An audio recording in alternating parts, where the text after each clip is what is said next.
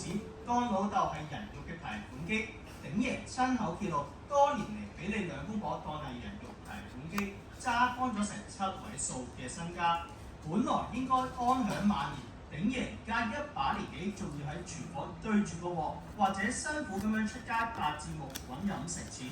你作為一個有手有腳嘅男人，唔單止唔去自食其力，反而諗盡方法喺老豆身上刮油水。鼎爺甚至喺你當年結婚嘅時候，仲喺台上話要出糧俾你，仲叫你至少要俾2/3份糧俾老婆。可想而知，當年佢對你幾咁有期望，幾咁照顧。結果呢？你點報答佢啊？你剪輯錄音，陷害兄弟同埋親生嘅老豆。最令人氣憤嘅係，你為咗分身家，竟然可以不擇手段咁樣偽造事實。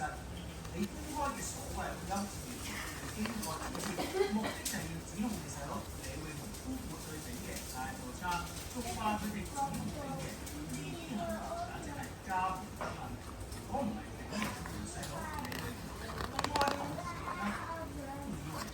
真係俾人嬲，你用呢啲下三流嘅手段對付自己嘅親人，簡直係喪盡天良。難怪鼎爺喺訪問入面要大罵你係仆街仔超過10次，因為你真係受得起有面。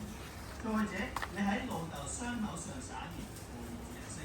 阿媽思明嘅細，鼎爺已經夠晒傷心，佢甚至因為家事嘅紛爭搞到人生嘅低潮，患上胃炎，仲要輸血，身體係差到不得之了。喺呢種時候，你唔單止冇盡一個仔嘅本分去照顧老豆，反而繼續喺媒體面前搞風搞雨，令到佢傷心得冇得再咁傷心。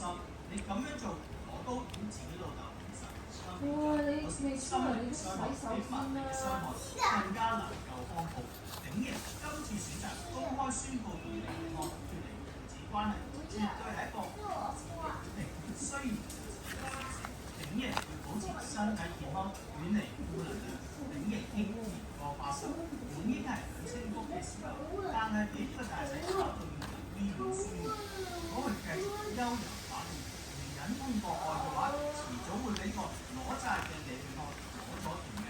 所以李家鼎宣布由2016年5月29日晚上8點10分起，李永康唔係我李家鼎個仔。呢種嘅決斷其實係對自己嘅生命應負嘅責任。第二，鼎爺為咗守住最後嘅尊嚴同埋家產，鼎爺其實都已經講到明，佢8年歸老之後，所有嘅嘢會交俾細仔李永康處理，為事報私明嘅後程。對於一個已經露出無尾尾巴，想吞咗老豆300-400萬嘅存款嘅人嚟講，鼎爺咁做係最正確守護家產嘅方法。